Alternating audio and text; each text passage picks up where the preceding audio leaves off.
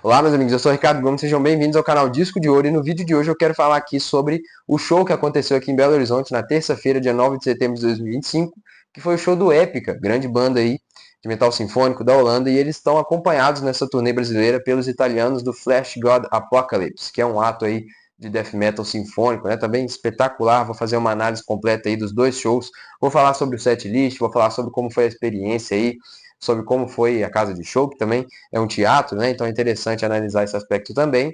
Se você tem algum amigo que curta a banda, curta o Epica, o Flash God, já envie esse vídeo para essa pessoa. Alguém que foi no show também. Se você foi, já deixa o seu like aí no início do vídeo, que ajuda demais na divulgação. E se inscreve no canal para não perder nenhum envio, beleza? Então vamos começar a falar sobre esse show aí. Antes de falar sobre o dia 9, que foi o dia do show, eu quero falar sobre o dia 8, que foi a segunda-feira. Foi o dia da chegada da banda, das bandas, na verdade, né, aqui em Belo Horizonte. E eu tive o grande prazer de encontrá-los ali pessoalmente, né? E abordar ali o Mark Jansen, que é o principal compositor do Épica, líder da banda. Eu fiz isso porque eu já sabia que ele tem essa fama de ser receptivo com os fãs, né? De tirar foto mesmo, atender, conversar, e foi exatamente o que ele fez, né? Foi extremamente simpático ali, atendeu, assinou, né? Tirou foto, conversou, fez piada, assim, na maior tranquilidade, né? Então, assim, já começou bem a experiência, porque o Mark Jansen, musicalmente, né, é o membro do Epica que eu mais admiro, assim, por ser o fundador, né, por ter idealizado o projeto lá em 2002, né, na época o Sahara Dust ainda, né, que se chamava a banda. Então, por ele ter essa liderança nas composições, né, por ser o guitarrista, por ter idealizado toda a banda e por ter integrado o After Forever também, que é uma grande banda antes do Epica, né? Então isso faz com que eu admire bastante o Mark Jansen, por isso fui abordá-lo ali na chegada dele em Belo Horizonte. Já foi uma experiência sensacional, né? Que demonstra, né, a humildade do artista de certa forma, né? De não ser snob a ponto de ignorar os fãs nem nada do tipo. Ele atendeu ali na maior tranquilidade. Inclusive vou mostrar para vocês os autógrafos que ele me deu. Eu levei os 4 primeiros trabalhos do Mark Jansen, né, para ele autografar, que para mim são assim os melhores, né, os que eu mais gosto de ouvir. Você tem aqui o primeiro álbum do After Forever, que é o Prison of Desire, né, tá aí assinado. Vou tentar mostrar para vocês, não sei se vai focar, mas tem aí, ó, o autógrafo do Mark Jansen no encarte do Prison of Desire, que é o primeiro trabalho dele, né, aí na indústria musical. Você tem também o segundo trabalho autografado aí, que é o Decipher, segundo disco do After Forever. Tá aí assinado também. As capas são muito bonitas, né? Você vê até nuances aqui nesses encartes do tipo de arte que seria feito no Epica, né, nos anos seguintes. Então, o meu disco favorito do Epica, como eu falei no vídeo anterior aqui no canal, fiz uma análise completa sobre esse disco aqui. Veja se você não viu, que é o Phantom Agony. Né? Fiquei muito feliz de ter esse autógrafo dele aí na capa do disco. Tá aí, autógrafo do Mark. E o quarto item que ele autografou foi justamente o segundo disco do Epica, que é o Consign to Oblivion. Também grande álbum, né, famosíssimo aí entre os fãs do Epica, tá aí, Consign to Oblivion. Então esses são os 4 primeiros trabalhos do Mark Jansen, autografados por ele. Depois eu vou fazer um vídeo aqui no canal explicando essa questão dos autógrafos, como é que eu enxergo isso, né? Eu acho muito positivo quando os autógrafos são feitos ali pessoalmente pelo artista, né, na nossa frente. Eu sinto como se fosse uma dedicatória, né, como se o artista estivesse dedicando aquela obra ao fã que pede ali, né, que solicita o autógrafo. Mas enfim, foi excelente, vou deixar no vídeo aí, em algum momento vocês vão ver a foto aí, né, que eu tirei, tá eu, minha namorada e o Mark Jansen na foto, vocês vão ver aí. Então já começou de forma excelente a experiência com o Epica no Brasil, certo? O pessoal do Flash God também, super simpático, acessível, eu não cheguei a tirar foto com eles, né? Mas assim, totalmente acessíveis também, né? Sem estrelismo nenhum. Eu achei isso muito legal, muito positivo. Agora, partindo para o show, para o dia 9, o show aconteceu aqui em Belo Horizonte num teatro, que é o Teatro B-Fly, do Minas Centro. Né? E aí o que acontece? Esse tipo de música pesada, então tem muitos aspectos ali de death metal no Épica, né? O Flash God é uma banda de death metal, então essas músicas pesadas, quando são tocadas em teatro, gera algumas dificuldades, assim, mas também é interessante de certa forma. Né? Ambas as bandas têm uma coisa diferente, que é uma teatralidade, né? Uma certa elegância ali. Então não é só aquela quebradeira seca como a gente espera, por exemplo, de shows como Slayer, Slipknot, não é assim. Tem todo um conceito ali da banda, né? Uma coisa um pouco mais artística, cultural, digamos assim. Então até combina com o ambiente de teatro, né? Só não dá para fazer os mosh pits ali, o Wall of Death, circle pit, né, esse tipo de coisa, porque tem as cadeiras ali no teatro. Mas mesmo assim, cara, o teatro em si é muito bom, né? A estrutura é excelente, é confortável, tem ar-condicionado e tudo, o som não estoura a sua cabeça de tão alto, né? Tudo muito bem organizado lá. Isso é bom, né? Porque dá um certo conforto pra gente assistir o show. A parte negativa é que, assim, não dá pra ficar, né, farriando demais. Mas, assim, o que todo mundo esperava aconteceu. Ninguém assistiu o show sentado, né? Começou o show, todo mundo levantou, o pessoal foi lá pra frente e tudo. Né? Tem as cadeiras ali, então não dá para agitar demais, né? Mas a gente assiste o show em pé, então canta, grita, pula da mesma forma. Né? E como o teatro é inclinado, isso ajuda bastante, porque o pessoal que está mais atrás, nas fileiras mais de cima, consegue ver, não é plano, né? Então isso aí foi bom, foi excelente. Eu, particularmente, né, num contexto de show de metal, prefiro, né, que não tenham as cadeiras ali, mas também funcionou, né? Não tem muita coisa a reclamar, não, certo?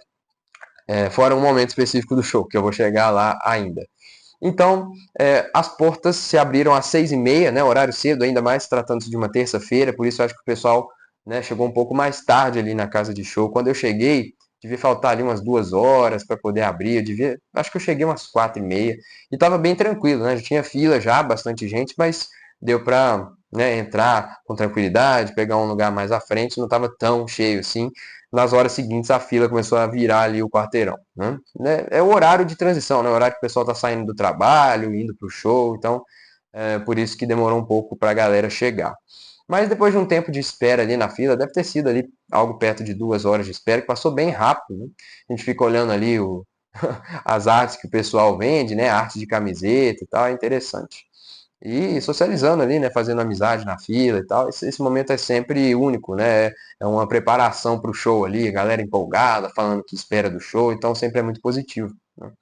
Então, quando deu 6h30, pontualmente, aí as portas começaram, se abriram, né? E o pessoal começou a entrar. Na verdade, até um pouco antes, se eu não me engano. Começaram a organizar ali as filas dos setores, né?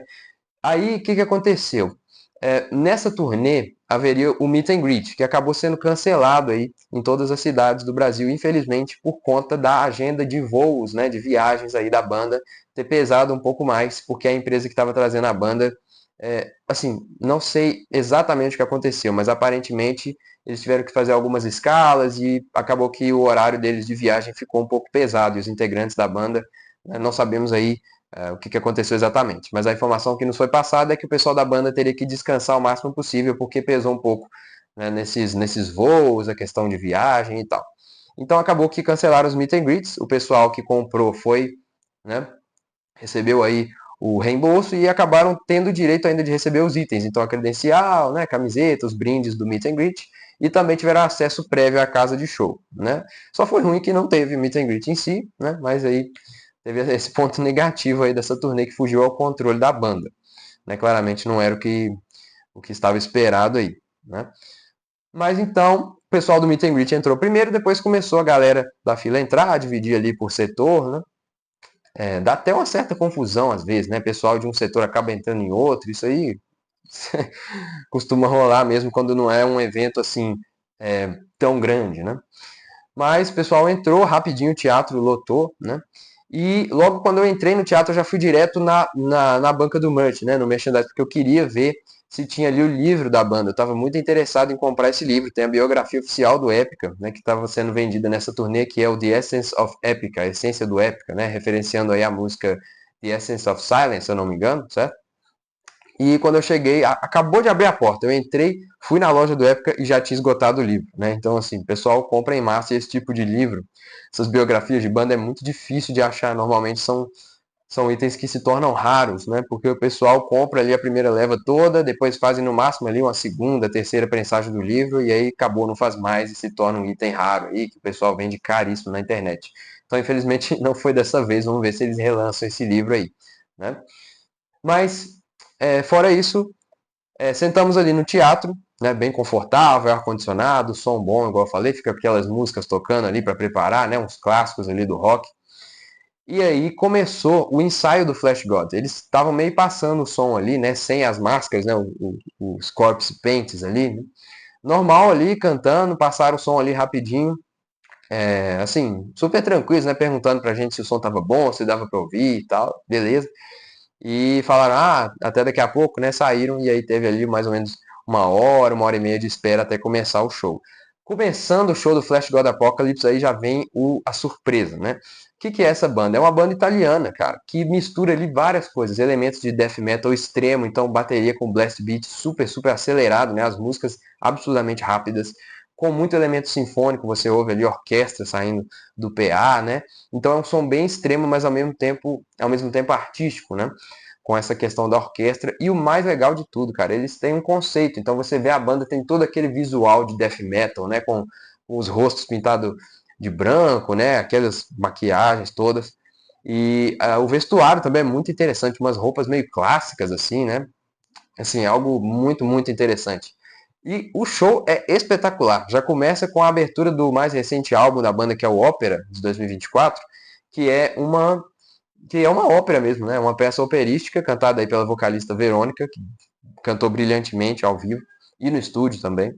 E aí a música, cara, vai crescendo ali, essa ópera e cai já na quebradeira absoluta que é I Can Never Die, né? Pra mim é a melhor música da banda que eu ouvi até agora. Eu acho espetacular, muito extrema, melódica ao mesmo tempo, com um refrão bonito, assim, vários elementos sinfônicos. Então é uma viagem, cara, né? E essa banda, eu acho que eles têm um mérito muito grande, que é conseguir trazer algo novo, né, em 2025, que isso beira aí o milagre, né, beira o impossível você ter personalidade musical em 2025. E eles conseguiram, juntando toda essa estética da banda que eles fizeram ali, os visuais, assim, espetacularmente, né, as músicas muito, muito extremas, muito chamativas, muito energéticas, impactantes, né, com todo o conceito da banda. O show é cheio de bandeira ali, né, tem bandeira do Brasil autografada que eles entregam para o público, tem bandeira da Itália, uns pedestais ali com umas caveiras, um cenário assim super, super legal. Então a banda conseguiu de fato soar original, né? E ter a sua própria característica, a sua própria personalidade musical. Então isso já é um win, né? Já é um ganho, um, já é algo muito positivo aí para a banda. E o show, cara, é sensacional. Você vê que os músicos ali têm um virtuosismo, principalmente quando você vê a parte percussiva da banda, né? O baterista, o Eugene, é uma máquina, né? Fica tocando aqueles blast beats ali, em alguns momentos ele até senta no piano, o pianista se levanta para ajudar ele ali nas baterias, tocando os pratos e tal. Eles fazem até uns covers. Teve um momento do show que eles cantaram a música da Britney Spears lá, na versão death metal. Enfim, cara, é realmente um grande, grande show. Surpreendeu todo mundo. Quem não conhecia a banda passou a ouvir. Então, assim, foi excelente essa passagem do Flash God Apocalypse pelo Brasil. Recomendo demais a banda. Então, agora, acabando o show do Flash God aí, pessoal já extasiado, né? Por esse show que é, assim, explosivo demais, né?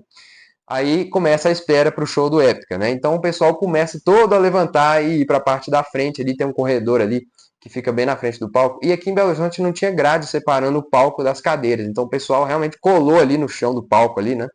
E ficou ali, né? Não cabia tanta gente, que é uma fileira meio estreita, mas a maioria das pessoas continuou ali nas cadeiras, né? E aí, quando começou o show do Épica, você tem aquela introdução, né? Aparece a logo e eles abrem com a Cross the Divide, que é a abertura do álbum novo da banda Aspyro. Inclusive, essa turnê do Épica é do Aspyro, né? A turnê do Aspyro, que não é um dos meus discos favoritos do Épica, mas tem boas músicas ali, né? Que deu para aproveitar bastante no show.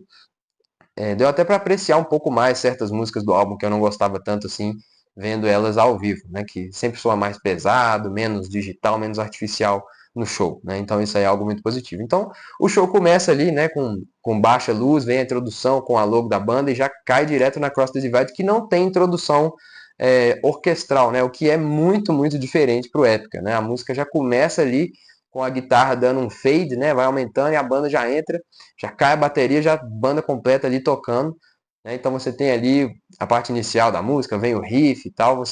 Engraçado que eu percebi que no início não tinha os microfones ali, os pedestais microfones para o Mark cantar, né? Então você só tinha um microfone da Simone.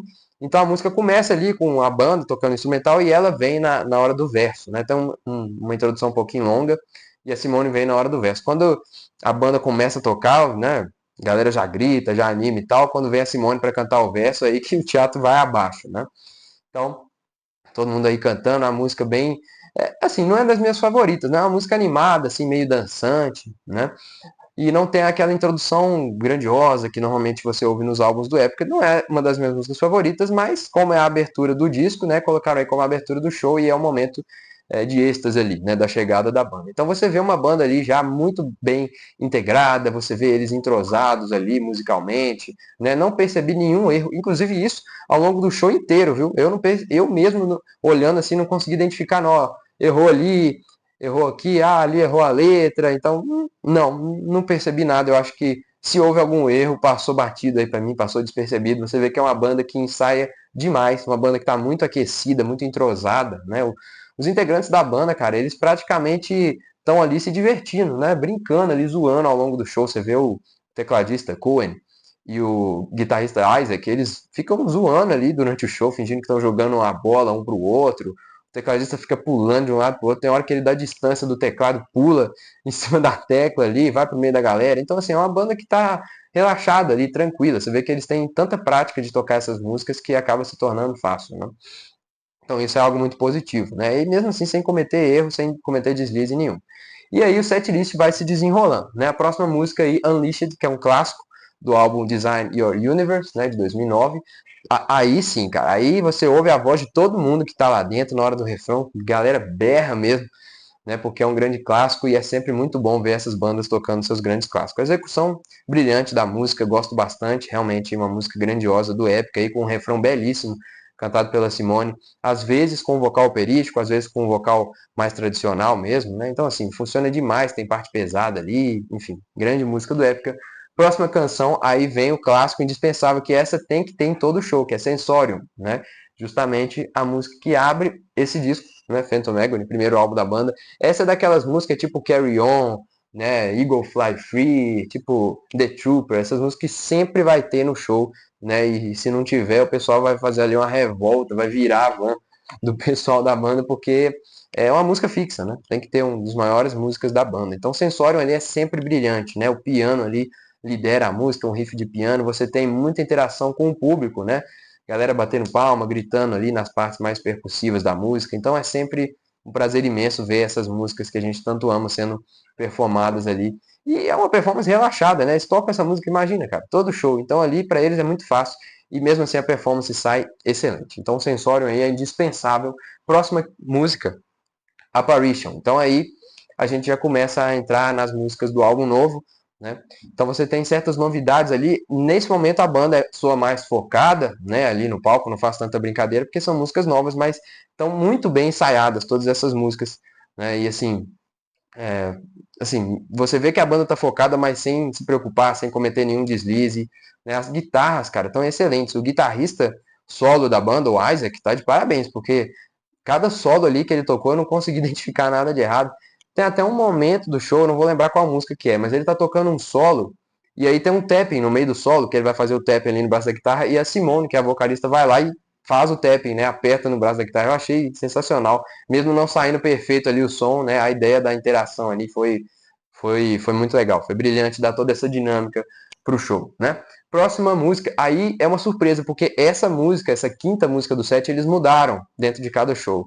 Aqui em BH a gente deu muita sorte que foi Quietus, que é uma música do Consigned to Oblivion, que é um grande clássico aí do Épica, certo? É uma música que eu adoro, sabe? Muito melódica, muito bonita. E assim, foi uma grande felicidade ver. Foi a primeira vez que ela foi tocada, né, aqui no Brasil nessa turnê. Foi uma aparição inédita aí da música e assim, sensacional, espetáculo de música, né? Em outras cidades eles tocaram músicas como Storm the Sorrow, que não é uma das minhas favoritas, né, da banda, mas tem grandes músicas também sendo tocadas nessa quinta posição, como a The Last Crusade, né, do Consigned to Oblivion, mas assim, Quietus foi excelente, foi a grande surpresa aí de BH, né? Sensacional. Próxima faixa de Obsessive Devotion, aí é quebradeira mesmo, né? A abertura do disco de 2007, que é o The Divine Conspiracy. Eu adoro essa música, tá? Não é o meu álbum favorito da banda, mas essa música é uma quebradeira, né? Agressiva, sinfônica, tem tudo ali. Tem tudo que o Épica tinha para oferecer na época, tem nessa música. Então ver ao vivo foi sensacional. Riff de guitarra, né? A harmonia das guitarras ali. Então, cara, musicaço, muito gutural, muita orquestra, tem tudo ali, né? Muito momento de bate-cabeça. Então, sensacional essa música, né? Muita energia ali no show nesse momento. A próxima, Fight to Survive. Aí já é uma das músicas que eu tinha um pouco de crítica ali do álbum novo, que é também uma música mais dançantezinha, né? quase que eletrônica ali, eu falo brincando, mas ver ao vivo, cara, foi muito positivo, porque tem partes pesadas nessa música, né, uns breakdowns ali, que soam bem mais orgânicos ao vivo. Então foi bem legal assistir essa música, passei a apreciá-la mais, principalmente a parte pesada, né, ao vivo, brilhantemente executada.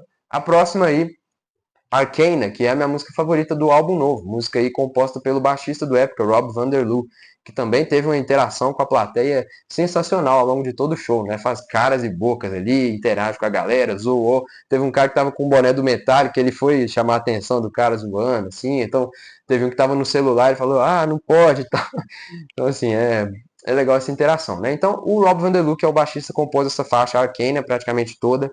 É uma música melodicamente linda demais, refrão impactante, tem uma melodiazinha ali que lembra a trilha do Harry Potter, né? A melodia principal da música.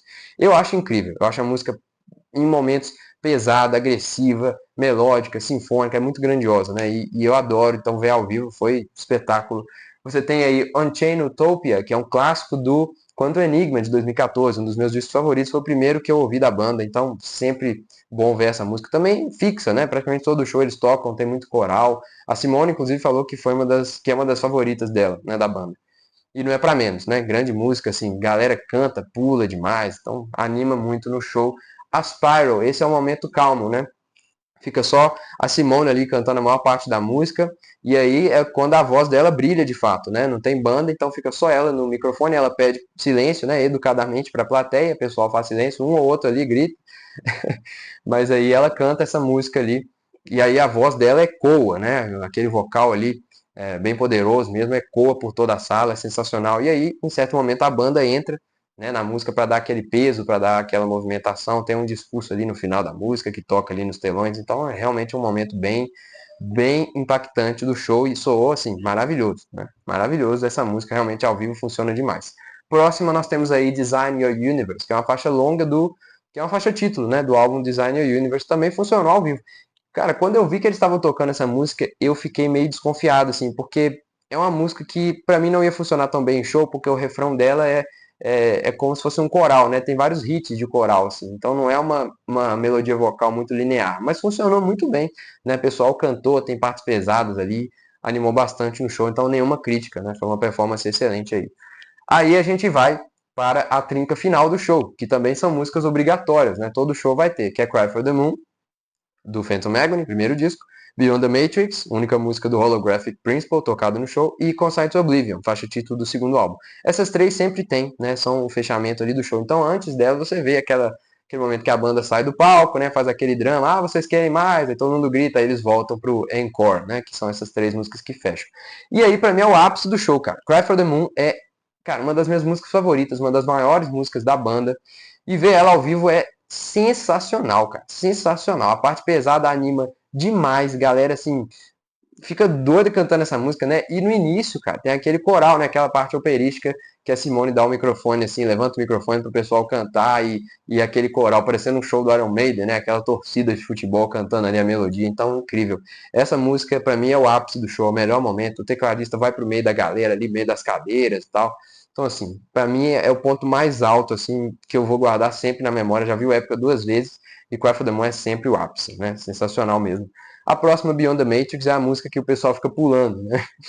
A galera pula bastante, anima bastante aí, canta, música com melodias lindas, vocais, tem tudo que o Épica tem para oferecer. Dentro da música tem praticamente todos os estilos de metal, né? Tem death, tem sinfônico, tem de tudo ali, e é uma música que eu amo demais, né? Sempre vai ser incrível ver ao vivo. E fecha com Consigned to Oblivion. E aí é o momento que o teatro prejudica um pouco, porque o Consigned to Oblivion eles fazem ali aquele Wall of Death, né? Então a galera ali faz um mosh pit e tal, aquela correria, não dá para fazer com as cadeiras, né?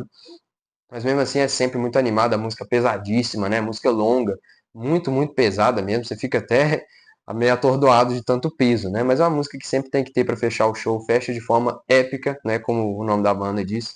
Esse show que foi realmente incrível, valeu assim, cada segundo, cada centavo.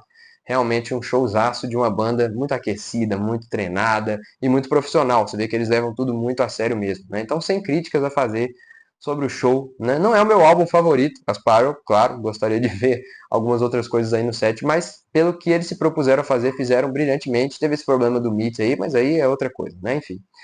Já deve estar longo esse vídeo, esse foi o vídeo de hoje, te agradeço demais pela audiência e até semana que vem.